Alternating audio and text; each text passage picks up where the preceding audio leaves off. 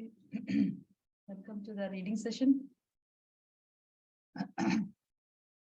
तो हमने काफी वर्णाश्रम, हरे कृष्णा जानवी, तो हमने काफी अभी वर्णाश्रम धर्म के बारे में पढ़ा। गुरु महाराज वर्णाश्रम धर्म को आज की आधुनिक सभ्यता के साथ कंपेयर कर रहे हैं कि किस तरह से वर्णाश्रम धर्म कर्तव्य परायण, धर्म परायण और सेवा भावना पर आधारित है, जबकि आज की आधुनिक सभ्यता स्वार्थ पर आधारित है। व्यक्ति को स्वार्थी बनाती है और व्यक्ति जो पूरी आधुनिक सभ्यता है वो इंद्रिय तृप्ति पर आधारित है, जबकि वर्णाश्रम धर्म हमें इंद्रिय तृप्ति को छोड़ने के लिए अग्रसर करती है। इस प्रकार से और फिर गुरुदेव कह रहे हैं कि वर्णाश्रम धर्म की जो चर्चा कर रहे हैं वो कृष्ण भावना भावित होना चाहिए, वो आसुरी वर्णाश्रम धर्म नहीं होना चाहिए। तो इस प्रकार से हमने पढ़ा। फिर लास्ट हमने पढ़ा कि वर्णाश्रम धर्म निस्वार्थता लाता है, क्योंकि जनरली हम देखते हैं कि आज के समाज में सभी लोग बहुत स्वार्थी और शोषण करने की टेंडेंसीज है लोगों को। हर आदमी मास्टर बनना चाहता है, कोई भी सेवक नहीं बनना चाहता। सेवा भावना भी धीरे धीरे खत्म होती जा रही है, उसकी वजह से ही पूरे संसार में प्रॉब्लम है। तो इसीलिए और भक्ति में तो जैसे चैतन्य महाप्रभु शिक्षा अष्टमी में कहते हैं, त्रिनाद अपि सुरीचेन तरोरपि शैषुना मान न मान देन कीर्तन्य सदाहरि। तो भक्ति में भगवान का नाम जप करना है निरंतर, तो अमान न मान देना कीर्तन्य सदाहरि, मतलब किसी बिना किसी मान के तृण से भी तुच्छ अपने आप को समझना, ये भक्ति का नियम है। और एक तरफ आधुनिक सभ्यता में हम देखते हैं कि हर कोई अपने आप को मास्टर समझना चाहता है, कोई आदमी अपने आप को भोगी समझता है कि मैं ही भोगता हूँ। तो इस प्रकार से ये आधुनिक सभ्यता ट्रेन करती है मनुष्य को। और एक तरफ है भक्ति की भावना, जिसमें हमें तृण से भी नीचे, तृण से भी तुच्छ समझने का ट्रेनिंग दिया जाता है, और वही एकदम हम्बल होने का ट्रेनिंग दिया जाता है, सेवक बनने का ट्रेनिंग दिया जाता है। और एक तरफ आधुनिक सभ्यता में स्वामी बनने की ट्रेनिंग देती है। इसीलिए गुरुदेव यहाँ पे और इवन शिला प्रभुपाद भी जगह जगह वर्णाश्रम व्यवस्था को भक्ति के लिए एकदम अनुकूल बताए हैं। Okay, so will move forward. चेतना की क्रांति। रीड आरती माता जी।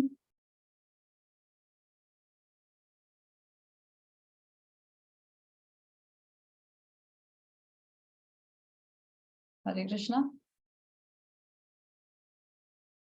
माधुरी माता जी रीड।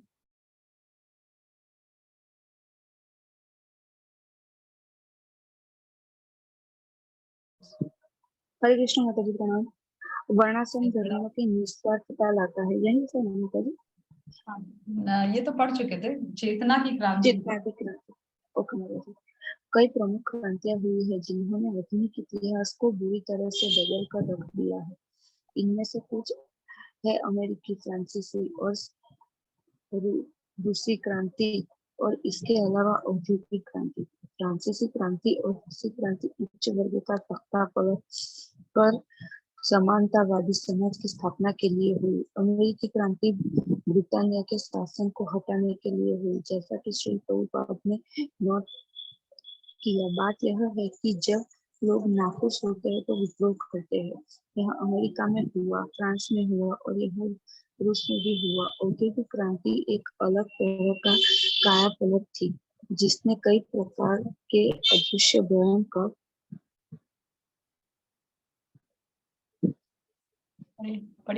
परिणामों को पैदा किया।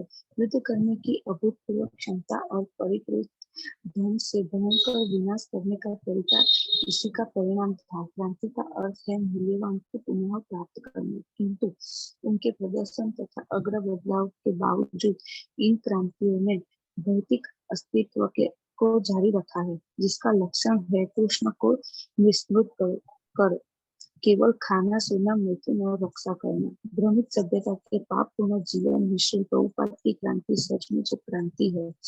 यह चेतना की क्रांति है, अपनी स्वाभाविक चेतना में पुनः लौटना, भगवत प्रेम की शुद्ध चेतना।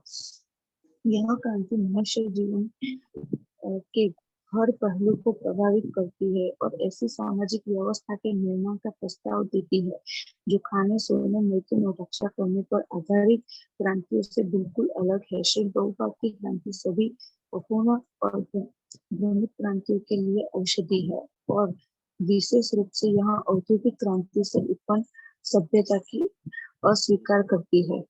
आगे बढ़े।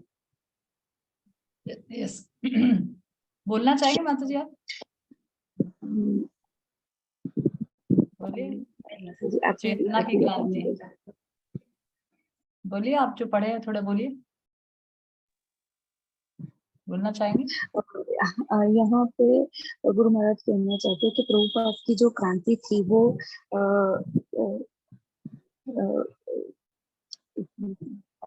एक क्रांति मतलब सचमुच एक क्रांति थी, एक चेतना को जागरूक करने की क्रांति की हमें भगवान ने यहाँ पे किस उद्देश्य से भेजा है। यस, तो ये जो टॉपिक है चेतना की क्रांति, चेतना की क्रांति मतलब चेतना का बदलाव करना, क्योंकि कृष्णा कॉन्शियसनेस क्या है? We have to just change the consciousness.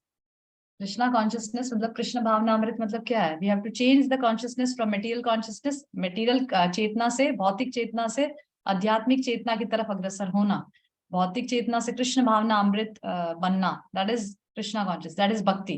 ठीक है, चेतना इज ऑलरेडी देयर, चेतना तो हमारे अंदर ऑलरेडी है, पर उस चेतना, क्योंकि हमारी जड़ चेतना है, हमारी भौतिक चेतना है, उस चेतना को हमें भक्ति के द्वारा, भक्ति के अंगों को प्रयास करने के द्वारा, जप करना, माला करना, रीडिंग करना, शास्त्र अध्ययन करना, ये सब के जब हम करते हैं तो हमारी चेतना भौतिक चेतना से आध्यात्मिक चेतना में बदल जाती है। चेतना तो वही चेतना तो रहती है, चेतना तो अभी भी है। It's just a transformation from भौतिक चेतना टू आध्यात्मिक चेतना।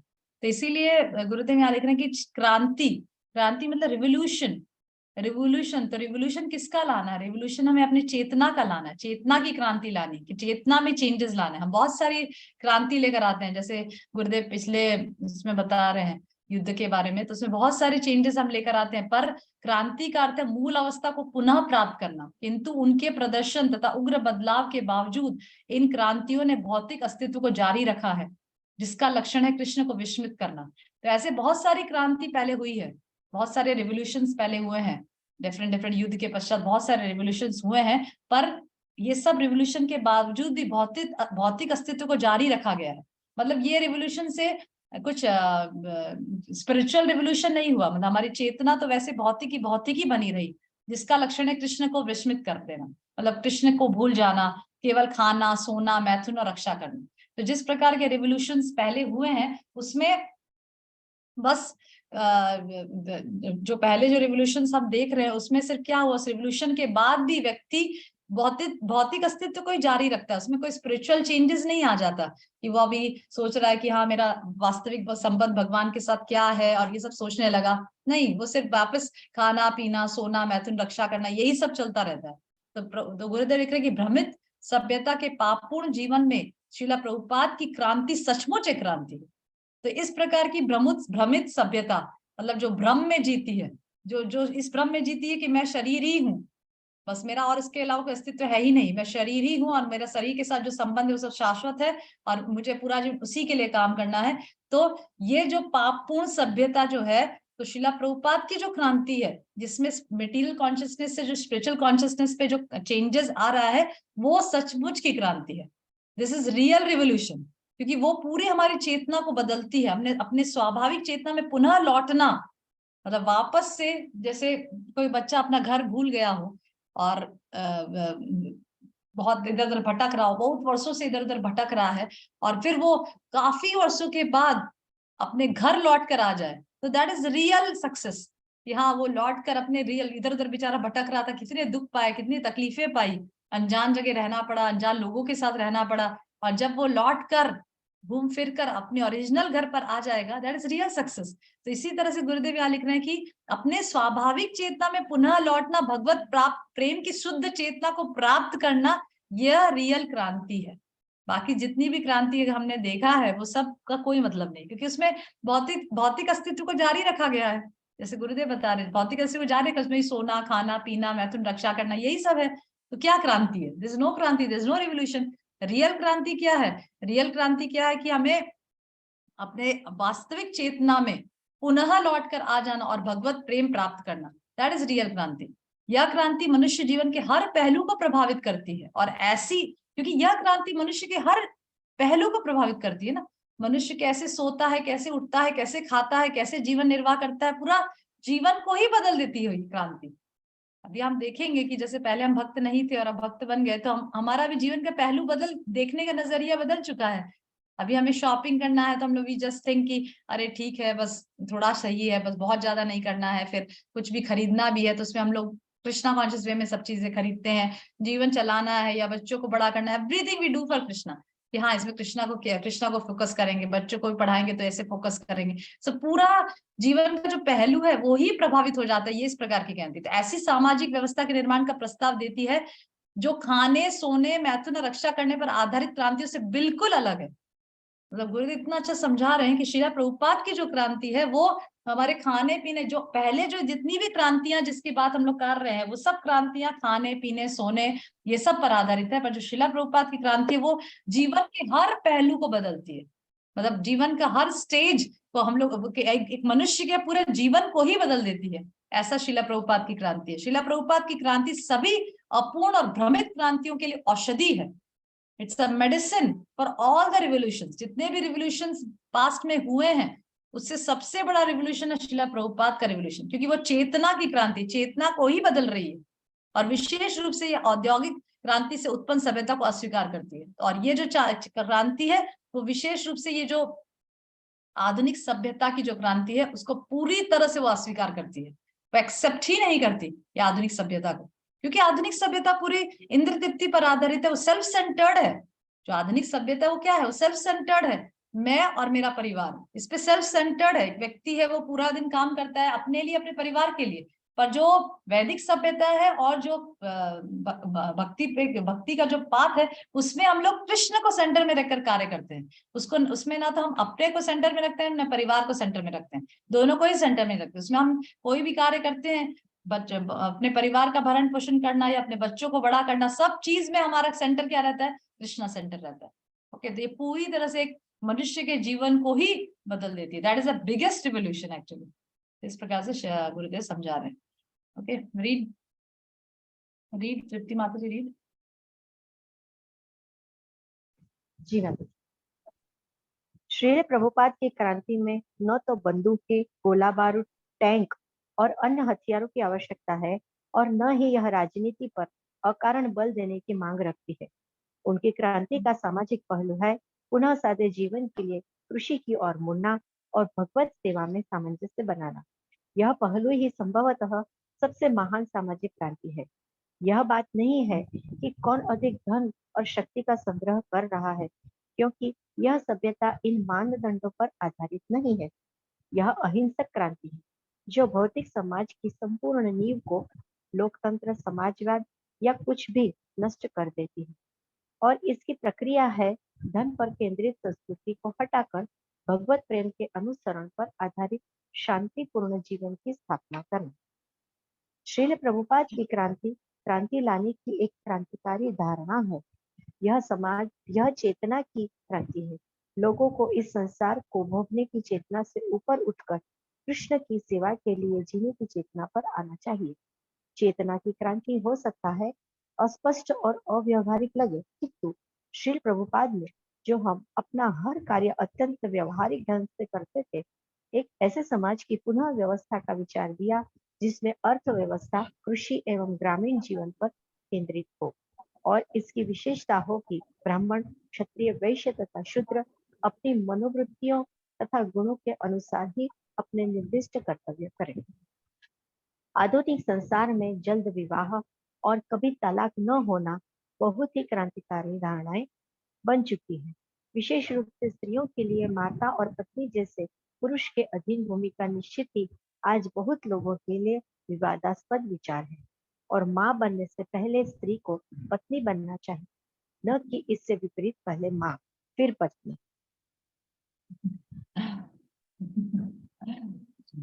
बहुत सुंदर गुरुदेव बताते हैं, ना कि पहले माँ फिर पत्नी। यस, बोलिए माता जी, बोलिए माता जी। नहीं नहीं माता जी, आप कहिए। आप बोलिए माता जी, आप भी तो वरिष्ठ हैं, नहीं सीनियर हैं माता, आप भी। नहीं, आप समझाइए। तो इसमें शिला प्रभुपाद की क्रांति, मतलब जनरली क्रांतियों में क्या होता है, गुरु महाराज इतना सुंदर बता रहे कि जनरली क्रांतियों में जब हम रिवोल्यूशन की बात आते हैं, तो जैसे बहुत सारे युद्ध हुए, first world war, second world war, ये सब क्रांतियों की जब बात करते हैं, बंदूकें, गोला बारूद, टैंक और बहुत सारे हथियार चलाए जाते हैं और बहुत सारे लोग मर जाते हैं, और पॉलिटिशियंस लोग अपना अपनी अपनी पॉलिसीज अलग अलग प्रिंसिपल्स रख, कोई पॉलिटिशियन क्या बोलता है, कोई पॉलिटिशियन क्या बोलता है, ऐसे झगड़े होते हैं, पार्टीज बन जाते हैं, इस प्रकार से जनरली क्रांति होती है।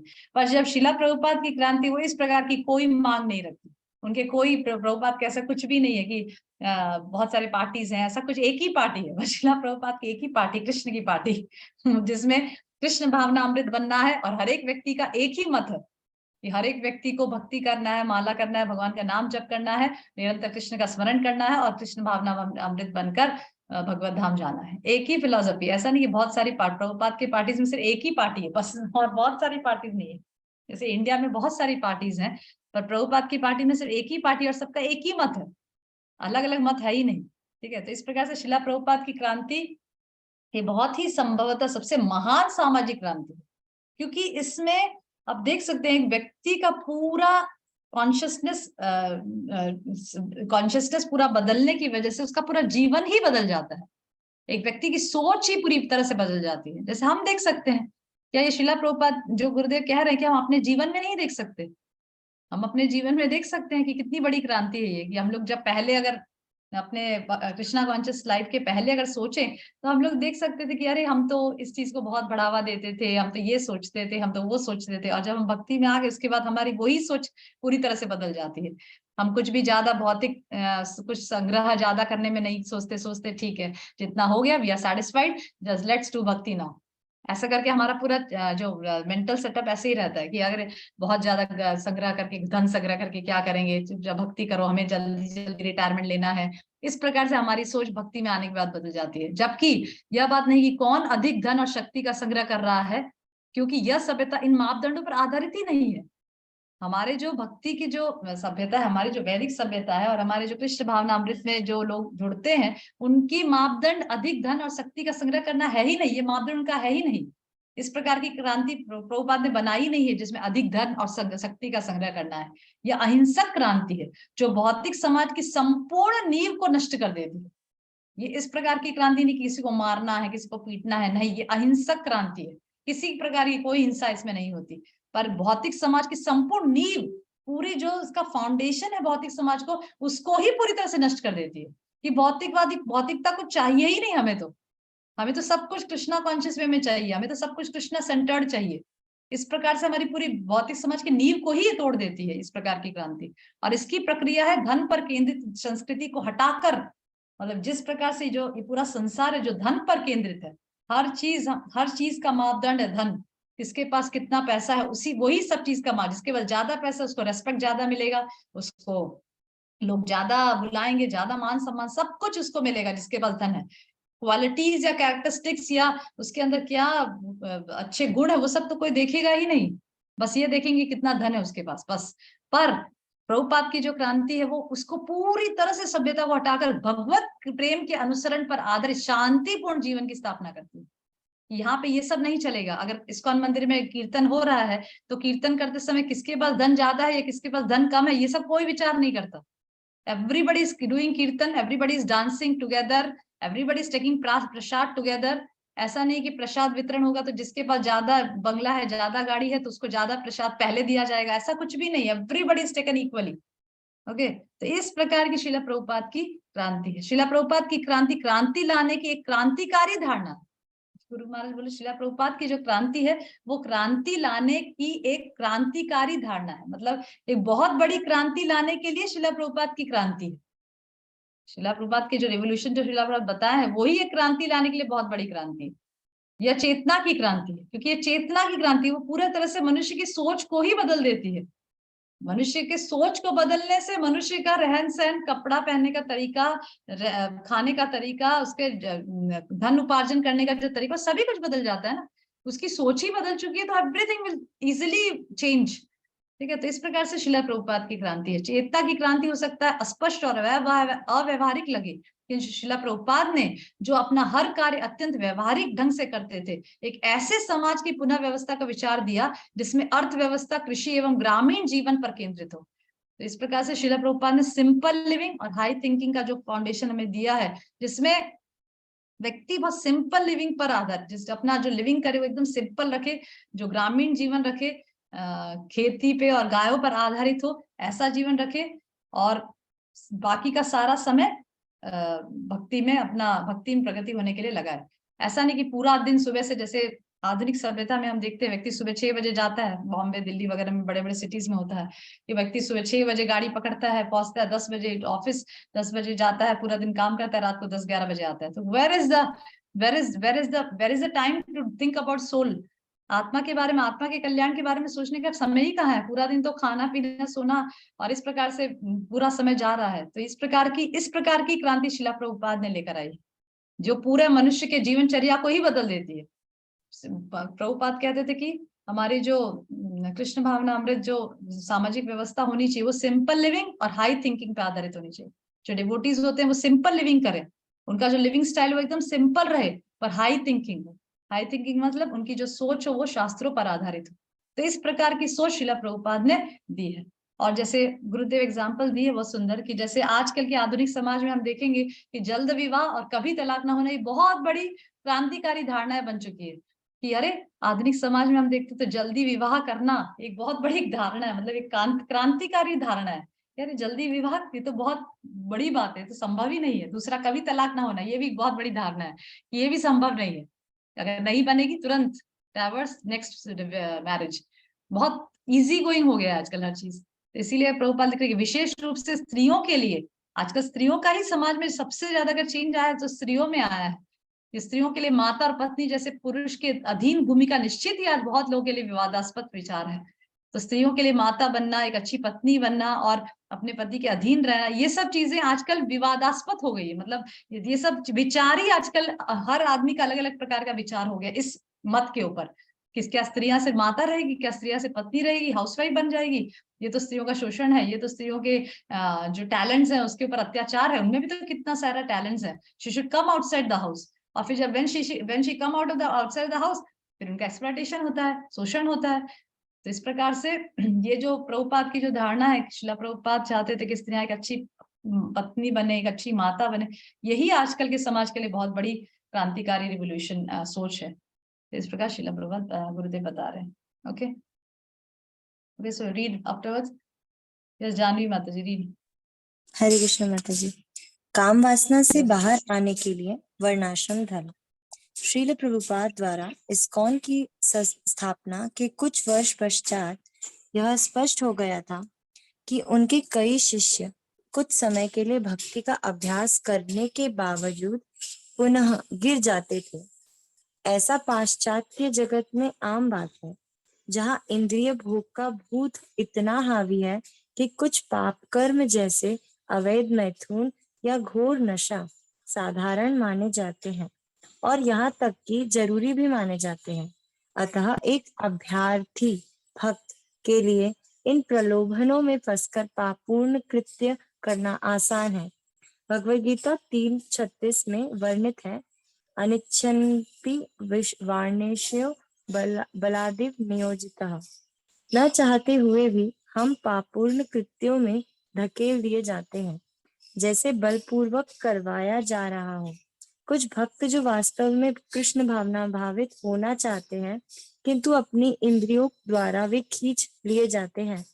ऐसे मामलों से बचाव के लिए श्रील प्रभुपाद अपने शिष्यों को कृष्ण भावनामृत के आदर्शों पर 4 नियमों के पालन और महामंत्र की 16 माला जप के द्वारा टिकाए रखने पर के उद्देश्य से वर्णाश्रम धर्म को लाना चाहते थे, जो कि भगवान कृष्ण द्वारा प्रदत्त सामाजिक व्यवस्था चातुर्वर्ण्यम मया सृष्टम गुणकर्म विभागशः है। श्रील प्रभुपाद ने और अधिक महत्वाकांक्षी होकर प्रस्ताव दिया कि पूरी मानव सभ्यता को ही नियमित किया जाए, ताकि पूरे विश्व के लोग वैदिक सभ्यता, जिसे पुण्यवान भारतीयों के वर्णाश्रम धर्म या सनातन धर्म या पारंपरिक संस्कृति के नाम से जाना जाता है, को ग्रहण कर सके, जो कि कृष्ण भावनामृत को अपनाने के लिए अत्यंत अनुकूल है। माता जी, इसमें प्रभुपाद बता रहे कि जब वेस्ट में कुछ डिवोटीज बनना चाह रहे थे और सब साधना भक्ति फॉलो कर रहे थे, तो बहुत सारा फॉल डाउन हो रहा था, क्योंकि वहां पे इंद्र तृप्ति इतनी ज्यादा है, और उसमें खास करके जो इलिसिट सेक्स है और इंटॉक्सिकेशन है, ये दो नियम सबसे ज्यादा टूट रहे थे, जो भक्त बनने की कोशिश भी कर रहे थे। क्योंकि भगवत गीता में कृष्णा ने बताया कि हमें पापपूर्ण चीजों में लिप्त हो जाता है, ऐसा लगता है हमें कोई वहां पे धकेल दिया है, ऐसा लगता है वो बलपूर्वक हमसे करवाया जा रहा है, क्योंकि हमने वो चीजें पुराने की है तो उसके इम्प्रेशंस होते हैं, इसलिए हम पाप में इंद्रिय भोग कर लेते हैं। तो प्रभुपाद ने इस बात पे बहुत ज्यादा दृढ़ता से ये उद्देश्य रखा कि 16 माला जप और 4 नियम का पालन होना ही चाहिए, और वर्णाश्रम धर्म को लाना चाहिए पूरे जगत में, जिससे सभी लाभान्वित हो और इजीली भक्ति को फॉलो कर सके और बार बार उनका फॉल डाउन ना हो। इसलिए वर्णाश्रम धर्म स्थापित करना चाहिए। हरे Krishna. Yes, very nice. Yes, yes, very nice. ये गुरुदेव ऐसा ही कह रहे हैं कि श्रीला प्रभुपाद ने अधिक महत्वाकांक्षी होकर प्रस्ताव दिया कि पूरी मानव सभ्यता को ही नियमित किया जाए, ताकि पूरे विश्व के लोग वैदिक सभ्यता, जिसे पुण्यवान भारतीयों के वर्णाश्रम धर्म या सनातन धर्म या पारंपरिक संस्कृति के नाम से जाना जाता है, वो ग्रहण कर सके।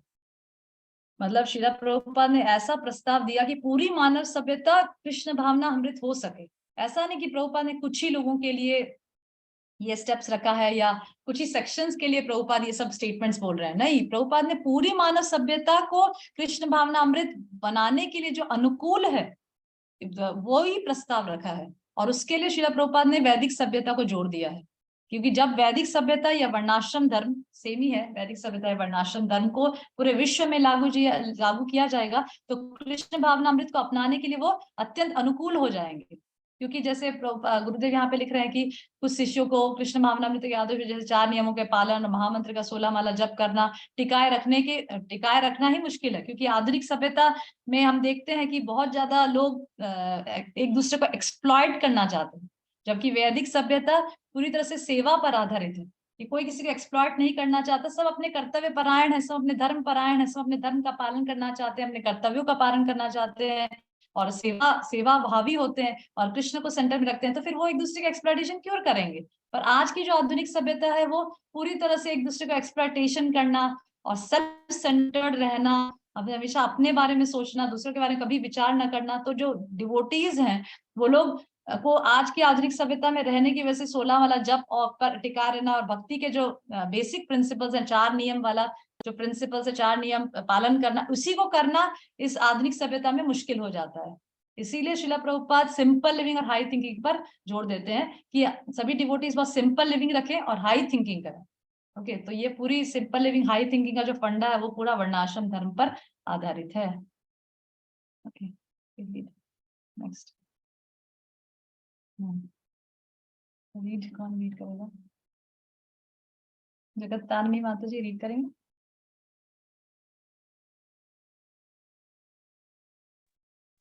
हाँ माता जी। हरे कृष्ण माता जी। हरे कृष्ण, प्रणाम। पूर्णता के स्तर पर आने के लिए उत्साही भक्तों को वर्णाश्रम धर्म की सहायता की आवश्यकता है। माया बहुत ही शक्तिशाली है और यह मानना मूर्खता है कि इस पर आसानी से विजय प्राप्त की जा सकती है। इस भौतिक संसार की माया का मूल सिद्धांत है स्त्री और पुरुष के बीच का आकर्षण। पुंस स्त्रिया मिथुना भावमेतम तयोर्मिथु हृदय ग्रंथि माहु अतो गृह क्षेत्र सुताप्तो विते तेर्जनस्य मोहो अयमहं ममेति। स्त्री तथा पुरुष के मध्य का आकर्षण भौतिक अस्तित्व का मूल नियम है। इस भ्रांत धारणा के कारण स्त्री तथा पुरुष के हृदय परस्पर जुड़े रहते हैं। इसके लिए फलस्वरूप पुरुष अपने शरीर, घर, संतान, स्वजन तथा धन के प्रति आकृष्ट होता है। इस प्रकार यह जीवन के मोह को बढ़ाता है और मैं और मेरा के रूप में सोचता है। काम वासना पर विजय प्राप्त करने के लिए वर्णाश्रम धर्म जरूरी है। जैसा कि श्रील प्रभुपाद ने समझाया है कि इस नियमों के पीछे बड़ी योजना क्या है।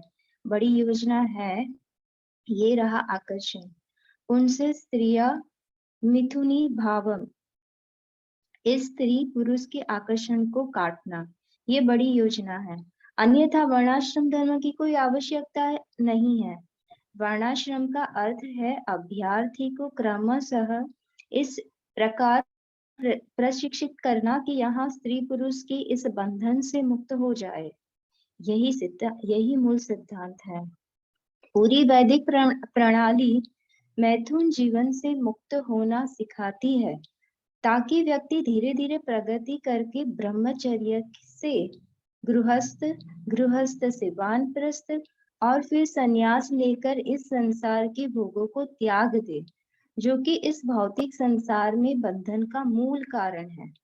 चाहे इस समाज में कई प्रकार के बदलाव हुए हो, लेकिन यौन आकर्षण कम नहीं हुआ है, क्योंकि यौन आकर्षण आज भी उतना ही शक्तिशाली है जितना पहले हुआ करता था। वर्णाश्रम धर्म भी आज के लिए उतना ही प्रासंगिक है जितना यह कभी था।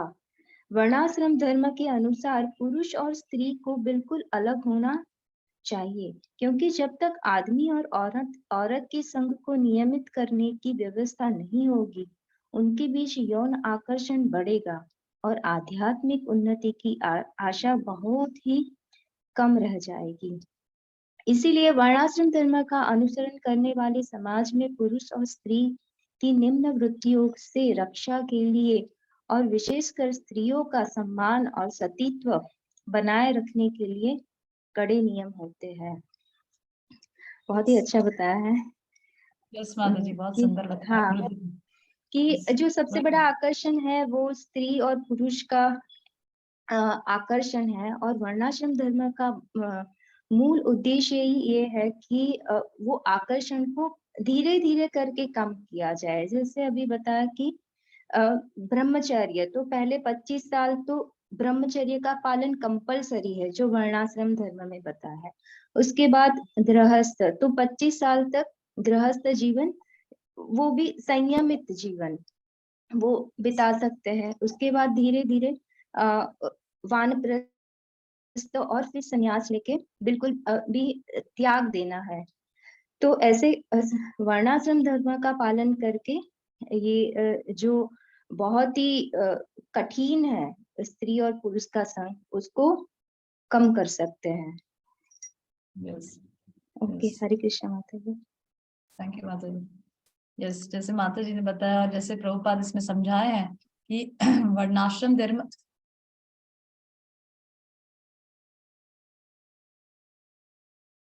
जैसे प्रभुपाद इसमें समझाए हैं कि वर्णाश्रम धर्म काम वासना पर विजय प्राप्त करने के लिए अत्यंत जरूरी है। ओके, और हम देखते हैं कि प्रभुपाद इसमें गुरुदेव भी समझा रहे हैं कि पूरा जो भौतिक संसार का जो निर्माण है, माया का जो मूल सिद्धांत है, वही स्त्री और पुरुष के बीच का आकर्षण है। पूरा जो भौतिक संसार का जो नींव है, जो फाउंडेशन है, वही स्त्री और पुरुष का आकर्षण है। इसीलिए हम देखते हैं कि इवन संस्था में भी वर्णाश्रम धर्म का एस्टैब्लिश नहीं होने की वजह से और लोग और जो भक्त हैं इवन वो भी वर्णाश्रम धर्म पर के अवेयरनेस नहीं है, वैदिक सभ्यता की अवेयरनेस नहीं है, या तो फिर कई भक्त ऐसे हैं जो वैदिक सभ्यता को नहीं अपनाना चाहते। जैसे हमने पहले इस पुस्तक में पढ़ा, गुरुदेव कह रहे हैं कि कई लोग ऐसे कहते हैं कि हम तो सिर्फ शिला प्रभुपाद के आध्यात्मिक जो इंस्ट्रक्शंस है, निर्देश है, उसी को अपनाएंगे, और सामाजिक जो सामाजिक व्यवस्था या सामाजिक जीवन शैली के लिए जो इंस्ट्रक्शंस है उसको हम नहीं अपनाएंगे।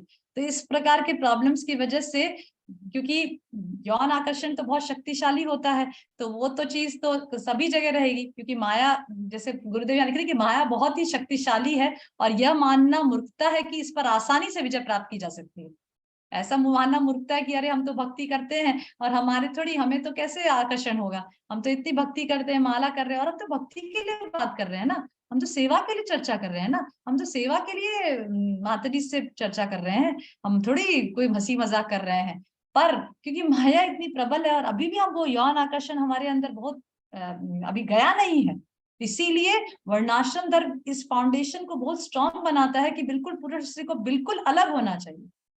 सी गुरुदेव कितना स्ट्रिक्टली यहाँ पे लिख रहे हैं, जैसे हम लोग कल डिस्कस कर रहे थे कि इवन सेवाओं के लिए भी, क्योंकि माया बहुत स्ट्रांग है ना, वो माया सेवा के अंदर भी कब घुस जाए और कब उस माया हमें, माया स्ट्रांग हो जाए और भक्ति, क्योंकि भक्ति तो ऑलरेडी हमारी स्ट्रांग है नहीं, तो माया अपना काम ज्यादा करेगी, भक्ति को सबसाइड कर देगी और माया स्ट्रांग बन जाएगी। तो इसीलिए इवन सेवाओं में भी या भक्ति के रिलेशन से भी कुछ चर्चा अगर करनी है और कुछ ज्यादा डीलिंग्स करना है तो उसमें भी हमें बहुत बहुत बहुत सतर्क रहना चाहिए, क्योंकि माया का मूल जो एरो है, मूल जो अस्त्र है, वही अपोजिट जेंडर पे अट्रैक्शन है। इसीलिए इस चीज पे हम लोग को बहुत बहुत सतर्क रहना चाहिए। और इसीलिए गुरुदेव इसी पुस्तक में आगे बताते हैं कि गौर किशोरदास बाबा जी महाराज और भक्ति सिद्धांत ठाकुर गौर किशोरदास बाबा जी महाराज का उदाहरण देते कि वो अवधूत अवस्था में थे, वो किसी वर्णाश्रम धर्म का पालन नहीं करते थे, परंतु फिर भी वो एक वर्णाश्रम धर्म का पालन करते थे, और वो है वो कभी स्त्रियों का संग नहीं करते थे। तो क्यों? क्योंकि वो सबसे बड़ा इस भौतिक संसार में माया का स्वरूप है स्त्रियों का, मतलब अपोजिट जेंडर, पुरुष के लिए स्त्री और स्त्री के लिए पुरुष। Okay, so we should be very cautious about this. Okay, read. Hare Krishna माता जी। माता जी, क्वेश्चन था कि जैसे अभी माता जी ने बताया कि 25 साल ब्रह्मचर्य रहता है, फिर गृहस्थ, Yes. फिर वानप्रस्थ, फिर सन्यास, तो गर्ल्स की तो जल्दी शादी हो जाती थी ना, मतलब 14-15 साल में, तो फिर 25 साल लिखा है यहाँ पे। ये तो नहीं माता जी, ये तो उनके लिए बता रहे ना, पुरुषों के लिए, प्रभु जी बॉयज के लिए बता रहे। हाँ, पर स्त्रियों का तो ब्रह्मचार्य जैसा कुछ है नहीं, स्त्रियों का तो ट्रेनिंग है ना, स्त्रियों को तो स्त्री धर्म की शिक्षा अत्यंत आवश्यक है, वो उनको घर में मिलती थी पहले वैदिक सभ्यता में, तो उनको तो अच्छी तरह से सिखाया जाता था, बल्कि उनको तो जल्दी मैरिज कर दिया जाता था। और मतलब पुरुषों को ऐसे तो 25 ईयर्स आइडियली बताया गया कि 25 ईयर्स फॉर बॉयज ब्रह्मचर्य पालन अत्यंत आवश्यक है, पर स्त्रियों के लिए तो पहले से, जब वो छोटी होती है तभी से उनकी तो जल्दी शादी कर दी। जल्दी शादी करने का अर्थ ये नहीं होता कि तुरंत वो अपने पति के घर चली जाती थी, ऐसा नहीं। प्रभुपाद इसमें स्पष्ट भागवतम में या गीता के तात्पर्य में बताते हैं कि जल्दी शादी करने का अर्थ नहीं होता था कि वो तुरंत अपने बजे, नहीं, जब वो उस प्यूबर्टी के स्टेज पे पहुंचती थी और 15-16 साल थोड़ा कैपेबल होती थी और हस्बैंड कैपेबल हो जाता था रिस्पॉन्सिबिलिटी लेने के लिए, तब उसको अपने पति के घर भेजा जाता था। शादी जरूर कर देते थे, पर some time she used to go to the husband's house, कभी कभी फेस्टिवल्स वगैरह में उसको, उसके जो पेरेंट्स हैं वो अब लड़की को लेकर जाते, पर प्रॉब्लम क्या सॉल्व हो जाती थी कि उसकी माइंड, जो लड़की का जो माइंड होता था वो पूरी तरह से फिक्स हो जाता था कि हाँ ये मेरा हस्बैंड है और इसी की मुझे सेवा करनी है। और जो उसके माता पिता होते थे वो भी उसको ट्रेन करते कि देख तेरा हस्बैंड ये है, और उसको रेगुलर या कभी कभी उसको लेकर जाते थे और उसको बताते थे कि तुम्हें इसकी सेवा करनी है। वो छोटी होती थी, उससे इतना समझ नहीं होता था, फिर भी, क्योंकि ऐसा बताते हैं, इवन साइंटिफिकली रिसर्च भी है कि स्त्रियों में मेच्योरिटी जल्दी आती है पुरुषों से, क्योंकि स्त्रियों का डेवलपमेंट ज्यादा है, वो 12-13 साल में प्यूबर्टी के स्टेज पे पहुंच जाती है, that is a mature stage. उसमें प्यूबर्टी के स्टेज में पहुंचने का मतलब क्या है? प्यूबर्टी के स्टेज में पहुंचने का मतलब कि कुछ हार्मोनल चेंजेस ऐसे बॉडी में होते हैं जिसकी वजह से now she has opposite sex attraction. Okay, ये भगवान ने इस प्रकार से कि as soon as the menstruation starts, puberty means what? Puberty means menstruation starts na, so as soon as the menstruation starts, that hormonal change happens in the body, because of which she has attraction for the opposite sex. Okay, तो इस प्रकार से, पर वैदिक सभ्यता में इस प्रकार से सिस्टम था कि स्त्रियों जब छोटी थी, लड़की छोटी होती थी, तो ऐसे छोटे छोटे गुड्डे गुड्डियों से खेलना और ऐसे घर के छोटे छोटे बर्तनों से खाना, कुछ ऐसे सब इस प्रकार के घर के कार्यों में खेलना, तो इस प्रकार से उनको ट्रेन होता था, ट्रेनिंग दी जाती थी, घर के कार्य में ट्रेनिंग दी थी, अच्छी पत्नी बनने के लिए ट्रेनिंग, और अपनी माता से भी सीखती थी। जो लड़की होती है अपनी माता से भी सीखती थी, माता भी अपने घर में रहती थी, वो भी गृह कार्य करती थी, तो इस प्रकार से उसको ट्रेनिंग मिलता था पहले से ही। और जब वो उचित योग्य बन जाती थी, पहले की सभ्यता की बात आ रही है, जो लड़की के लिए पेरेंट्स हमेशा जागरूक रहते, बहुत अवेयर रहते थे। आजकल के आज तो पेरेंट्स तो इतना ज्यादा अवेयर नहीं होते कि मेरी बेटी बड़ी हो रही है, मुझे शादी करना चाहिए, ऐसा कुछ। पर पहले के समाज में, वैदिक सभ्यता में अगर आप देखेंगे, इवन प्रभुपाद लीलामृत में भी आप पढ़ेंगे, तो जब प्रभुपाद की जो माता थी, राधा रानी उनका नाम था, और गौर मोहन दे, तो प्रभुपाद की जो, हाँ, जो प्रभुपाद की जो सिस्टर थी, जब प्रभुपाद की सिस्टर 11 या 12 ईयर्स की हुई, तब जो प्रभुपाद की जो मदर थी, वो बोली कि मैं सुसाइड करके मर जाऊंगी अगर आप इसकी शादी पक्की नहीं करोगे तो। आप जल्द से जल्द मेरी बेटी के लिए शादी पक्की करो और जल्द से उसका लड़का दो, मैं सुसाइड करके मर जाऊंगी अगर आप, क्योंकि इतना टेंशन रहता था घर में। लड़की को देखकर पेरेंट्स शांति से बैठ नहीं पाते थे जब तक उसकी शादी पक्की ना हो जाए, जब तक उसके लिए लड़का ना मिल जाए, because it's a big responsibility on the part of the parents. Parents के तरफ से बहुत बहुत बड़ी, सबसे बड़ी रिस्पॉन्सिबिलिटी होती थी कि उसकी बेटी का उचित अच्छा लड़का मिल जाए, उसकी शादी सही समय पर हो जाए। पर आजकल इतनी जागरूकता नहीं है। आजकल पेरेंट्स, ठीक है मेरी बेटी तो पढ़ रही है, उसको और पढ़ाना है, अभी तो नौकरी का, अभी तो छोटी है, अभी तो नौकरी करेगी, अभी तो ये करेगी, अभी तो जीवन को एक्सप्लोर करेगी, और ये सब करने के चक्कर में लड़कियां फिर मतलब दे लूज देयर चेस्टिटी, और फिर बहुत ज्यादा मिक्सिंग होने की वजह से, अपोजिट सेक्स मिक्सिंग होने की वजह से, बिकॉज देखो शास्त्रों में जो लिखा है वो गलत तो नहीं हुआ ना। शास्त्रों में लिखा है कि द गर्ल्स, द जो ladies are compare to children. जैसे बच्चे होते हैं वो बहुत ज्यादा बहक जाते हैं, वैसे लेडीज भी बहुत जल्दी बहक जाती है, बहुत जल्दी बातों में आ जाती है, बहुत जल्दी किसी के साथ किसी बातों में वो क्या बोलते हैं, किसी की बातों से अट्रैक्ट हो जाती है। ये सब टेंडेंसीज लेडीज में ज्यादा पाए जाते हैं as compare to man. Okay, तो ये सब टेंडेंसीज की वजह से स्त्रियों को हमेशा प्रोटेक्शन में रखा जाता है। They are always under protection, पहले पिता के प्रोटेक्शन में, फिर हस्बैंड के प्रोटेक्शन में, फिर बच्चों के प्रोटेक्शन में। तो जब अभी पर आज की आधुनिक सभ्यता क्या बोलती है, नहीं प्रोटेक्शन की क्या जरूरत है, स्त्रियां शुड बी इंडिपेंडेंट। तो अब इंडिपेंडेंस देने के चक्कर में आप देखिए समाज का क्या हालत हो रहा है। स्त्रियों को इंडिपेंडेंस देना है ना, तो स्त्रियों को इंडिपेंडेंस तो दे रहे हैं, ठीक, इंडिपेंडेंस मिल भी रही है, पर आज की सभ्यता आप देखिए कहां से कहां पहुंच गई। स्त्रियों को इंडिपेंडेंस देने के चक्कर में तो स्त्रियों का एक्सप्लॉयटेशन ज्यादा बढ़ गया है। पहले बल्कि स्त्रियां घर में रहती थी, गृह कार्य तो ज्यादा संतुष्ट और अपना ठीक है जो भी टॉलरेट करना पड़ता था, ऐसा नहीं कि बिल्कुल स्वर्ग का जीवन रहता था, ऐसा नहीं था। देयर इज टॉलरेंस, टॉलरेंस हमेशा रहता था। हस्बैंड के साइड से हमेशा कुछ ना कुछ प्रॉब्लम्स रहते थे, टॉलरेट करके रहती थी, but they are more satisfied, more happy, और ज्यादा बहुत अपने धर्म को अच्छे तरह से पालन करती थी, घर में रहती थी, बच्चों को बड़ा करती थी, बच्चे भी बहुत ज्यादा स्ट्रॉन्ग माइंडेड रहते थे। आजकल तो हम देखते हैं बच्चे भी इतने इमोशनली वीक रहते हैं, डिप्रेशन का शिकार हो जाते हैं, थोड़ा सा भी कुछ बोर्ड एग्जाम में कम मार्क्स से सुसाइड करके मर जाते हैं। See the difference. और पहले के बच्चे कितने स्ट्रांग होते इमोशनली, क्योंकि पेरेंट्स स्ट्रांग होते थे, बहुत बड़े परिवार होते थे, ज्वाइंट फैमिलीज होती थी, एक बच्चा दूसरे बच्चों के साथ शेयर करना सीखता था, एक साथ ब्रिंगिंग अप होते थे। तो इसलिए बहुत डिफरेंसेस हो गया आज की सभ्यता और पहले की सभ्यता में। इसीलिए ये सब चीजें गुरु महाराज हाईलाइट कर रहे हैं। वी शुड बी हैप्पी कि गुरु महाराज इतना अच्छे से हाईलाइट करके हमें बता रहे हैं कि क्या क्या प्रॉब्लम्स आजकल की समझ, हम लोग तो शायद सोच भी नहीं, मतलब we can not even think कि क्या प्रॉब्लम्स, ये जो आधुनिक सभ्यता हम जो देख रहे हैं वो क्या प्रॉब्लम कहाँ से आ रही है। प्रॉब्लम यहाँ से आ रही है, रूट कॉजेज, बिकॉज स्त्रियां जो लेडीज, हमको बहुत ज्यादा इंडिपेंडेंस दिया जा रहा है। फेमिनिस्ट लोग होते हैं वो लोग स्त्रियों को एक्सप्लॉयटेशन के नाम पे ज्यादा इंडिपेंडेंस देकर और एक्चुअली एक्सप्लॉयटेशन बढ़ गया है अभी। पहले तो स्त्रियां अपने घर में रहती थी, अपने घर के कार्य करती थी और एक आदमी से अटैच रहती थी, और ठीक है थोड़ा टॉलरेट करती थी, पर एक आदमी को टॉलरेट करना पड़ता था। एक आदमी के द्वारा, प्रभुपाद लिखते ना कि प्रीवियसली अगर एक्सप्लॉयटेशन होता भी था तो एक आदमी के द्वारा होता था। अभी मॉडर्न सोसाइटी में एक्सप्लॉयटेशन के नाम पर स्त्रियों का एक्सप्लॉयटेशन अनेक आदमियों के द्वारा हो रहा है। That is the difference. Okay, पहले तो ठीक है बोले कि हस्बैंड बहुत एक्सप्लॉयट कर, हस्बैंड बहुत टॉलरेट करना पड़ता है। आजकल क्या हो रहा है, आजकल स्त्रियां ऑफिस में जाती तो क्या आराम है, नहीं, अनेक आदमियों के द्वारा एक्सप्लॉयट हो रही है वो। तो ये अच्छा है कि वो अच्छा है, पहले अच्छा है। Okay, so this is actually, this whole thing is based on how you train your child. मैंने जितना समझा है, मैंने जो रियलाइज किया है, आधुनिक सभ्यता को हम पूरी तरह से नहीं बदल पाएंगे, क्योंकि बहुत ज्यादा डिवोटीज की संख्या तो बहुत कम है, असुरों की संख्या ज्यादा है। ठीक है, तो आधुनिक सभ्यता को पूरी तरह से चेंज तो तभी कर पाएंगे जब नेता लोग प्रचार होंगे, जब नेता बदलेंगे, नेता कृष्ण भावनामृत आएंगे, नेता भक्त आएंगे, तब शायद आधुनिक सभ्यता में कुछ बड़ा चेंज ला पाए। बड़ा चेंज लाने के लिए हमें लीडरशिप से चेंज करना पड़ेगा। अगर लीडरशिप में प्रॉब्लम है तो हम लोग कितना चेंजेस ला पाएंगे।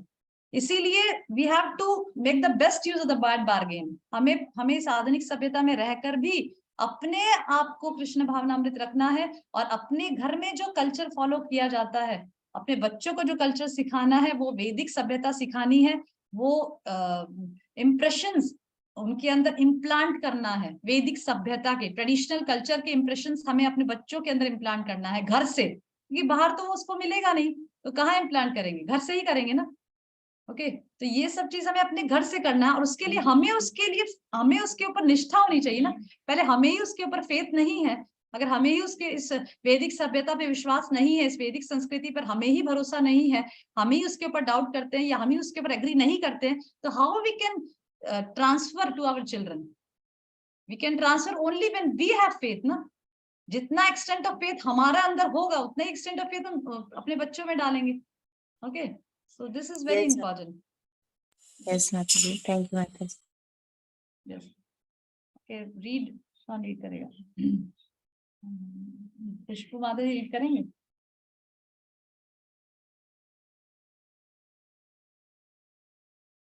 माताजी मैं पढ़ूं? हाँ ठीक है, जानवी रीड करें, रीड करो। श्रील प्रभुपाद ने धीरे और ध्यानपूर्वक वैदिक संस्कृति से परिचित करवाया। चाहे श्रील प्रभुपाद पश्चिम में आध्यात्मिक क्रांतिकारी उद्देश्य से आए, फिर भी उन्होंने कुछ हद तक स्थानीय नियमों और रीतियों को अपनाया और ढाला, जो कि ऐसे प्रतिकूल लोकाचार में कृष्ण भावनामृत लाने के लिए अनिवार्य था। प्रारंभ में अपना आध्यात्मिक उद्देश्य स्पष्ट करते हुए उन्होंने अपनी सामाजिक योजनाओं के विषय में बहुत ही कम कहा। एक कुशल अध्यापक की तरह उन्होंने जंगली तथा असभ्य व्यक्तियों, उनके प्रारंभिक शिष्य में असंभव को कर दिखाने का प्रयास नहीं किया। यह समझते हुए कि पश्चिमी लोगों के लिए वैदिक संस्कृति बहुत ही कठिन सभ्यता है, प्रारंभ में उन्होंने इन लोगों को वैदिक संस्कृति के कई उत्कृष्ट पहलुओं से परिचित करवाने के बजाय उन्हें प्रसाद ग्रहण करने, हरे कृष्ण का जप करने और वैष्णव दर्शन सुनने के लिए प्रेरित किया। वास्तव में श्रील प्रभुपाद ने प्रारंभिक दिनों में युवा पुरुष तथा स्त्रियों के मुक्त रूप से घुलने मिलने को पूरी तरह से उपेक्षित किया। हालांकि उन्होंने अपने उन शिष्यों को विवाह करने के लिए कहा जो इकट्ठे रह रहे थे। वास्तव में इस्कॉन की स्थापना के कई सालों बाद वे अपने शिष्यों को वर्णाश्रम धर्म एवं उससे संबंधित रीतियों को लागू करने पर बल देने लगे थे, जिनकी विस्तार पूर्वक चर्चा पहले से ही अपनी पुस्तकों में उन्होंने कर रखी थी। भगवान कृष्ण की पुरातन वैदिक संस्कृति को श्रील प्रभुपाद ने अपने श्रोताओं की जागरूकता और बढ़ती ग्रहणशीलता के अनुसार ध्यानपूर्वक परिचित करवाया। क्रमशः उन्होंने अपने अनुयायियों को कृष्ण भावनामृत की ओर लाने वाले और अधिक नियमों से परिचित करवाया, जिनका पालन भारत में पीढ़ियों से होता आ रहा है। पश्चिम में कृष्ण भावनामृत लाने के बाद वे अपने पश्चिमी शिष्यों को भारत लाने लगे, ताकि उन्हें ऐसी संस्कृति से परिचित करवाया जा सके जिसमें कृष्ण भावनामृत स्वभावतः विकसित होती है, और वे चाहते थे कि उनके पश्चिमी शिष्य जितना हो सके इसे अपनाएं। 1970 के दशक में भारतीयों के व्यवहार को देखकर इन प्रारंभिक शिष्यों के सामने कई सांस्कृतिक सत्य प्रकट हुए। उदाहरणार्थ, आध्यात्मिक विकास के लिए पुरुष और स्त्री आपस में घुलते मिलते नहीं, साथ साथ नाचने की तो बात ही छोड़िए। भारत में बहुत पहले से स्थापित इस प्रकार के बहुत से वैष्णव नियमों को देखकर उनके कुछ मुख्य शिष्य इन्हें इस्कॉन में भी लागू करने लगे। माता जी, इसमें प्रभुपाद ने वही बताया कि पहले स्टार्टिंग में हिप्पीज को एकदम से हाई स्टैंडर्ड वर्णाश्रम धर्म का नहीं दे सके, क्योंकि वो हिप्पीज बहुत ज्यादा नशे और ये सारी चीज कर रहे थे, तो उनकी सभ्यता बहुत ज्यादा वो असभ्य थे। इसलिए प्रभुपाद ने धीरे धीरे ध्यानपूर्वक वैदिक संस्कृत से परिचित करवाए हिप्पीज को। पहले प्रसाद खिलाए और हरि कथा, हरे कृष्ण महामंत्र का जप, ये सब करवाए, और उन्हें धीरे धीरे जब जैसे जैसे वो फॉलो करने लगे तो उन्हें फिर वर्णाश्रम धर्म और वैदिक संस्कृति से धीरे धीरे परिचय करवाए। और फिर प्रभुपाद ने उन्हें बोले कि आप भारत आइए, भारत भी लाए, और उनसे उनने एग्जाम्पल दिखाए कि भारत में कैसे ये फॉलो होता है वैष्णव पद्धति नियमों को। फिर उन्हें सब कुछ इस्कॉन में भी लागू करना स्टार्ट कर दिया। यस यस यस, तो कितना ये एक्चुअली कितने हमें समझना है कि शिला प्रभुपाद एक बहुत कुशल अध्यापक थे। मतलब ऐसा नहीं किया प्रभुपाद ने, क्योंकि प्रभुपाद एक आचार्य है ना, जो आचार्य होता है, जैसे हमने पढ़ा ना, गुरुदेव बताया कि आचार्य होता है वो देश काल पात्र समय, मतलब देश काल पात्र मतलब जैसा देश, जैसा काल, जैसा समय चल रहा, जैसा देश काल पात्र और कैसा पात्र है, उसके अनुसार वो प्रचार को करना में बहुत एक्सपर्ट होता है। हम ऐसा नहीं कर सकते, वी आर नॉट आचार्य। आचार्य कर सकता है, जैसे शिला प्रभुपाद कर सकते हैं, पर हम नहीं कर सकते। हम अपने मनमाने ढंग से प्रचार को मोल्ड नहीं कर सकते। हमें शिला प्रभुपाद के जीवन से सीखना है, ठीक है। हम खुद अपना तरीका नहीं इम्प्लॉय कर सकते। हमें गुरु के माध्यम से और आचार्य के माध्यम से, उनके इंस्ट्रक्शंस के माध्यम से सीखना है कि प्रचार किस प्रकार से करना है। तो शिला प्रभुपाद एक कुशल अध्यापक थे। वो ऐसे कुशल अध्यापक थे जो जानते थे कि किस समय वैदिक संस्कृति को, कौन सा पहलू को इनके सामने रखना है। क्योंकि सबसे पहले इंपॉर्टेंट ऐसे जंगली और असभ्य हिप्पियों के लिए था कि प्रभुपाद चाहते थे कि वो पहले भगवान का नाम जप करें, क्योंकि वो इतने असभ्य थे, इतने जंगली टाइप के थे कि जब वो लोग भगवान का नाम जप करेंगे तो धीरे धीरे वो सत्व गुण में, क्योंकि बहुत ही ज्यादा तमोगुण में वो लोग रहते थे, अभी तमोगुण से सीधा सत्व गुण में लाना है, तो पहले प्रभुपाद ने धीरे धीरे उनको भगवान का नाम जप कराया। तो जब वो लोग भगवान का नाम जप करने लगे, प्रसाद ग्रहण किए, तो जितना भी तमोगुण उनके अंदर भरा पड़ा था वो धीरे धीरे साफ होने लगा और वो लोग धीरे धीरे सत्व गुण में आने लगे। क्योंकि वैदिक सभ्यता का पालन करना उदाहरण सत्व गुण, ठीक है। तो एकदम से व्यक्ति जो तमोगुण के अंदर है उसका वैदिक सभ्यता का पालन करेंगे वो तो नहीं कर पाएगा। पर भारत में ऐसा प्रॉब्लम नहीं है। अगर हम भारत के देश में देखें, क्योंकि ये वैदिक सभ्यता क्या है, ये वैदिक संस्कृति भारत देश की संस्कृति है ना, तो इसीलिए हम उसको कॉपी नहीं कर सकते। हम ऐसा नहीं कह सकते कि अरे ये तो शिला प्रभुपाद ने भी तो पहले जप करवाया, प्रसाद ग्रहण करवाया, फिर फिलोसफी बताई, तो हम ऐसा क्यों नहीं करते। हम क्यों जाके वैदिक संस्कृति के बारे में भारतीयों को बोल रहे हैं। अरे भाई हमें तो शर्म आनी चाहिए एक्चुअली, कि जो वैदिक संस्कृति जो शिला प्रभुपाद जिसकी यहाँ चर्चा कर रहे हैं वो तो भारत की ही संस्कृति है। ये रामायण महाभारत की यहाँ की संस्कृति है, ये भारत देश की संस्कृति है। ये हमारे लिए कोई न्यू नहीं है। हाँ, पाश्चात्य देश वाले लोगों के लिए न्यू कल्चर था, उनके लिए ये कुछ समथिंग न्यू था कि हाँ समथिंग डिफरेंट, पर ये तो हमारी ही संस्कृति है। जैसे मेरे बच्चे कई बार धोती कुर्ता पहनते हैं फुल टाइम, वो लोग हमेशा, क्योंकि वो लोग गुरुकुल के बच्चे हैं। तो एक बार ऐसे ट्रेन में जा रहे थे, तो मेरा छोटा बेटा तो बोलने में बहुत एक्सपर्ट है, मतलब बोल देता सामने, तो धोती कुर्ता पहना था। तो किसी ने बोला उसको कि अरे तुम इस प्रकार के कपड़े पहनते हो, तो वो बोला क्यों, ये तो भारत की संस्कृति के कपड़े हैं, ये तो भारत देश में तो ऐसे ही कपड़े पहले पहनते थे लोग, इसमें नया क्या है। तो ऐसे he was so straight forward कि फिर उसने मुझे भी बोला कि माँ, जब भारत के लोग, भारत देश की संस्कृति के जो कपड़े होते हैं, जो धोती कुर्ता पहनते हैं, तो लोग इतना आश्चर्य क्यों हो जाते हैं। ये तो इसी के कपड़े हैं, ये तो हमारी ही संस्कृति है। तिलक लगाना, कंठी माला, धोती कुर्ता, ये सब तो भारत की शिखा रखना, दिस इज समथिंग न्यू। मेरे जो नाना थे, मेरे नाना हमेशा, अभी भी हमारे जो हम सब जो जनरेशन के लोग हैं, उसके कुछ साल, एक जनरेशन पहले के ही या 2 जनरेशन पहले के अगर लोग देखें तो धोती कुर्ता ही पहनते थे। जैसे किसी के नाना या किसी के दादा अगर चर्चा करें और पूछे गांव में जाकर कि क्या पहनते थे, तो धोती कुर्ता पहनते थे। They never think of pant shirt और माताजी is thinking of jeans and tee, ऐसा something, this is all western culture. Okay, तो जब प्रभुपाद वैदिक संस्कृति की जो बात कर रहे हैं, और प्रभुपाद जब इसमें कह रहे हैं कि प्रभुपाद ने धीरे धीरे वैदिक संस्कृति से परिचय कराया, किनको, पाश्चात्य देश वाले लोगों को, इंडिया के लोगों को नहीं। इंडिया के लोगों को क्या आवश्यकता है ये सब चीज समझाने की। स्त्री और पुरुष, मुझे तो बहुत आश्चर्य लगता है जब हम लोग वृंदावन इस्कॉन वगैरह में जाते हैं, तो मैं देखती हूँ कि जो मैं ऑफन, हम लोग वृंदावन वहीं रहते हैं हम लोग, तो वृंदावन इस्कॉन टेम्पल जाते हैं कई बार, तो मैं तो ऐसा ऑब्जर्व करी हूँ कि जो पाश्चात्य देशों की जो स्त्रियां हैं, वो लोग बहुत सुंदर तरीके से साड़ी पहनते हैं और माथा ढकते हैं, और जो भारत देश की जो स्त्रियां हैं जब वहां मंदिर में आती हैं, all western outfit, wear all western outfit, और देखने में इतनी शर्म आती है। और कई बार ऐसा लगता है कि ये पाश्चात्य देश की स्त्रियां क्या सोचते होंगे हमारे भारतीय संस्कृति के बारे में, कि अरे हम लोग जब वैदिक संस्कृति को पालन कर रहे हैं, साड़ी पहन रहे हैं, माथा ढक रहे हैं, इतना सुंदर बालों को पार्टिंग कर रहे हैं, और ये माता है ये तो इन्हीं की संस्कृति है, ये क्यों अपनी वैदिक संस्कृति को छोड़कर इस गड्ढे में गिर रहे हैं। ये तो म्लेच्छाओं की संस्कृति है, पाश्चात्य देश की संस्कृति म्लेच्छाओं की है, चांडालों की संस्कृति है वो तो। और हमारी संस्कृति तो दैविक संस्कृति है, देवताओं की संस्कृति है। हम जिस संस्कृति, हमें तो बहुत वी शुड बी, क्या बोलते हैं, हमें तो गौरव सोच, क्या बोलते हैं, we should be proud of it. हमें तो प्राउड फील करना चाहिए कि हम जिस संस्कृति में, हम जिस भारत देश में पैदा हुए हैं, उसमें तो देवता लोग लाइन लगी है, जन्म लेने के लिए, कि हम भी इस भारत देश पुण्य भूमि, पुण्यशाली पुण्य भूमि कही जाती है भारत को।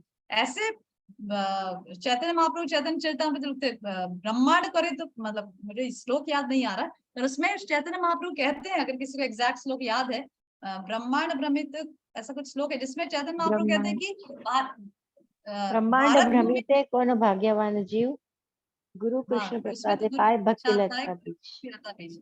नहीं ये वाला श्लोक नहीं, और एक श्लोक है जिसमें चैतन्य महाप्रभु बताते कि भारत देश में जन्म लेना वो कितना, मतलब कहाँ पे कौन से श्लोक में ऐसा बताते हैं, जिसमें बताते कि बहुत रेयरली है भारत भूमि में। मैं शेयर करूंगी ग्रुप में, मुझे मिलेगा तो, जिसमें ऐसा बताया जाता है कि भारत भूमि में जन्म लेना ही कितना रेयर है, क्योंकि ये इतनी भूमि इतनी पावन है, जिसमें भगवान के विभिन्न अवतार हैं, वृंदावन है, मायापुर धाम है, गंगा बहती है, यमुना बहती है, सभी पवित्र नदियां भारत देश में बहती है, इतने बड़े बड़े आचार्य साधु सिद्ध पुरुष सब लोग भारत देश में अवतार लिए। ऐसी पावन भूमि में हमने कौन से पुण्य कर्म किए थे जो हमें ऐसी पावन भूमि में जन्म मिला, और उसके बावजूद भी हर कोई व्यक्ति पाश्चात्य देश जाना चाहता है, हर कोई व्यक्ति अमेरिका का वीजा बना रहा है, फॉरेन का वीजा बना रहा है, लंदन का वीजा बना रहा है। मैं और मेरे प्रभु कई बार चर्चा करते हैं, हम सोचते हैं कि ये भगवान, हम तो कभी ऐसा सोच, मुझे तो घबराहट हो जाती सोच के कि अरे बाहर जाएंगे, बाहर के देश में कौन सी चीज में गाय का बीफ डाला है, क्योंकि वहां मैंने सुना है कि इवन चिप्स का पैकेट भी अगर आप खरीदते हैं तो उसके ऊपर गाय के मतलब बीफ पाउडर डाला रहता है, मतलब गाय के मांस का पाउडर, तो जैसे जैसे हम लोग मसाले डालते हैं तो वो लोग बीफ पाउडर डालते हैं चिप्स के ऊपर। तो ऐसी संस्कृति में जाने के लिए हम लोग कितने आतुर हो रहे हैं, भारत के लोग इतने वीजा लाइन लगी है वीजा वालों की, और इतने सालों सालों वेट कर रहे हैं कम, और हम जैसे ही अमेरिका का वीजा आया बस खुशी से पागल हो रहे हैं फॉरेन जाने के लिए, बाप रे। और मतलब उनके साथ ऐसे म्लेच्छाओं के साथ रहने के लिए इतने पागल हो रहे हैं, और इस भारत की इतनी पावन भूमि को छोड़ने के लिए इतने क्या बोलते हैं, उनको कितना ज्यादा एक्साइटमेंट आ रहा है, इतना ज्यादा खुशी हो रही है। This is, we should be proud of our sanskriti ना, हमें अपनी संस्कृति का प्रचार पूरे विश्व में करना है। कोई पाश्चात्य देश का या कहीं का भी आए, हमें उनको बताना है कि देखो हमारी संस्कृति कितने बहुमूल्य है, कितनी we should be proud of it. Okay, तो इस प्रकार से ये जो संस्कृति जो शिला प्रभुपाद ने धीरे धीरे उनको परिचित करवाया, क्योंकि वो लोग बहुत, ये सब चीजें उनके लिए बहुत न्यू थी कि स्त्री पुरुष को विवाह करना चाहिए, स्त्री पुरुष को ऐसे नहीं रहना चाहिए। क्या भारत देश में ये चीज नहीं है कि स्त्री पुरुष को विवाह करना चाहिए? एवरीबॉडी नोस कि स्त्री पुरुष अगर एक साथ है दैट मीन्स कि अगर वो लोग में अट्रैक्शन है तो they should first get married. Bharat देश में बहुत कॉमन कल्चर है, पर फॉरेन में ऐसा नहीं था। फॉरेन में boys and girls just mingle, they have so many illicit relationships, live in relationship. अब धीरे धीरे भारत में भी वो चीज आने लगी, धीरे धीरे भारत के लोग भी लिव इन रिलेशन, ये रिलेशन वो रिलेशन में मानने लगे, जबकि हमारी संस्कृति इस प्रकार की कल्चर को बिल्कुल ही आसुरिक कल्चर मानती है। फिर भी पाश्चात्य देश को कॉपी करते करते हमारी कल्चर भी धीरे धीरे खत्म हो रही है, तो we should revive it. At least हम डिवोटीज को तो एटलीस्ट वैदिक सभ्यता को पूरी तरह से पालन करके उसको रिवाइव करना चाहिए, लोगों के सामने उसका एग्जाम्पल सेट करना चाहिए। Okay, so this is very important. इसीलिए गुरुदेव यहाँ पे सब स्पष्ट रूप में लिख रहे हैं कि 1970 के दशक में भारतीयों के व्यवहार को देखकर इन प्रारंभिक, तो इसीलिए पहले 1970s में शिला प्रभुपाद क्या करते थे, शिला प्रभुपाद इन पाश्चात्य देश में जो भक्त बने हैं उनको भारत देश में लेकर आते थे, ताकि ये पाश्चात्य जो वेस्टर्न डिवोटीज हैं वो लोग इंडियन डिवोटीज को देखें और इंडियन कल्चर सीखें कि किस प्रकार के इंडिया के भारत के लोग वैदिक संस्कृति का पालन करते हैं। और भारत ने बहुत पहले से स्थापित इस प्रकार के बहुत से वैष्णव नियमों को देखकर उनके कुछ मुख्य शिष्य इन्हें इस्कॉन में भी लागू करना चाहते थे। उस समय 1970s में तो काफी संस्कृति का लोग पालन करते थे, इस प्रकार का वेस्टर्न कल्चर इंडिया में नहीं था ज्यादा, अब तो बहुत ज्यादा बढ़ गया है। तो इस प्रकार के, और फिर शिला गुरुदेव यहाँ पे लिख रहे हैं कि नाचने की बात तो छोड़ो, पहले तो आध्यात्मिक विकास के लिए पुरुष और स्त्री आपस में घुलते मिलते भी नहीं थे, तो फिर नाचने की तो बात ही छोड़ो, मतलब साथ में नाचने की तो बात ही छोड़ो, पहले तो आपस में बातचीत नहीं करते तो नाचेंगे कैसे। तो इसीलिए डांसिंग टुगेदर तो अनइमेजिनेबल, सोच भी नहीं सकते। Okay, so thank you very much. हम लोग मोस्ट प्रॉब्ली मंडे को आई will send message in the group, क्योंकि अब मैं अपने घर जा रही हूँ वापस वृंदावन। पहले मैं काफी समय से भी जयपुर में थी अपने पेरेंट्स के घर, वेकेशन चल रहा था, तो अभी मैं अपने घर जाने का लिए अभी वापस अपने घर जाने का समय आ गया वृंदावन। तो I will let you know in the group कि अगर मैं उस समय ट्रैवलिंग में रही तो I will let you know, I will send the message in the group. तो जो भी होगा आई विल सेंड द मैसेज कि हम किस प्रकार से इस क्लास को कंटिन्यू करेंगे। So how you all are feeling? 7 लोग इस क्लास में आए हैं, तो ये जो रीडिंग संघ ग्रुप हमने जो क्रिएट किया है, तो is it really benefiting? Yes yes माता माता जी। जी।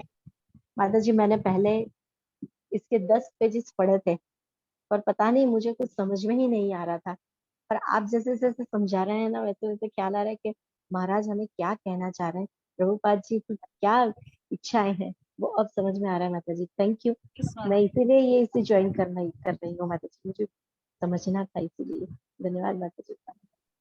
यस मैम, ये एक्चुअली ये पुस्तक तो हमें एक नहीं 2 3 4 बार पढ़ना चाहिए, क्योंकि ये एक्चुअली बेसिकली जैसे हमने शुरुआत में पढ़ी ना कि ये जो पुस्तक गुरुदेव ने लिखी वो बेसिकली मतलब ऐसा नहीं है सभी लोग पढ़ सकते हैं, पुरुष भी पढ़ सकते हैं, माताएं और स्त्रियां, ये प्रभु जी लोग भी पढ़ सकते हैं, कोई प्रॉब्लम नहीं। पर ये बेसिकली स्त्रियों को ज्यादा फोकस करके लिखा है, क्योंकि गुरुदेव स्टार्टिंग में बोले ना कि स्त्रियां, पुरुष तो फिर भी अपने जो भी अपना जो लिविंग स्टाइल है या अपने कपड़े या रहन सहन को फिर भी फॉलो कर रहे हैं, पर स्त्रियां तो बिल्कुल ही छोड़ रही है। यस स्त्रियां तो माता अपने जी। धर्म को बिल्कुल ही छोड़ रही है। इसीलिए we should be train and yes yes. We should read this, we should read this book and teach to others also.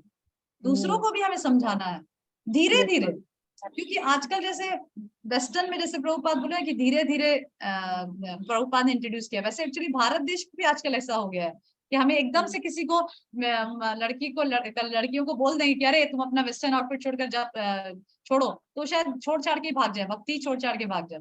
इसलिए हमें भी प्रभुपाद की तरह धीरे धीरे समझाना है, पर उसके लिए सबसे फर्स्ट पॉइंट इज कि we should first know it and we should first agree with all this points.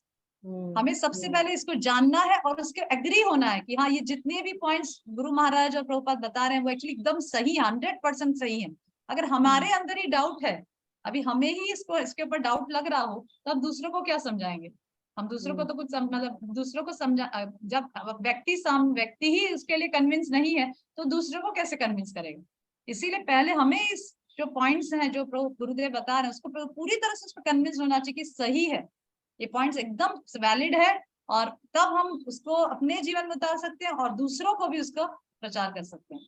Yes Okay? माता जी। आज जैसे हम लोग आज एक मुझे क्लिप आया है, उसमें उत्तर प्रदेश की सरकार ने बरसाना में ऐसा डिसाइड किया है कि मंदिर में यदि किसी को दर्शन करने के लिए जाना है तो वेस्टर्न आउटफिट्स नॉट अलाउड।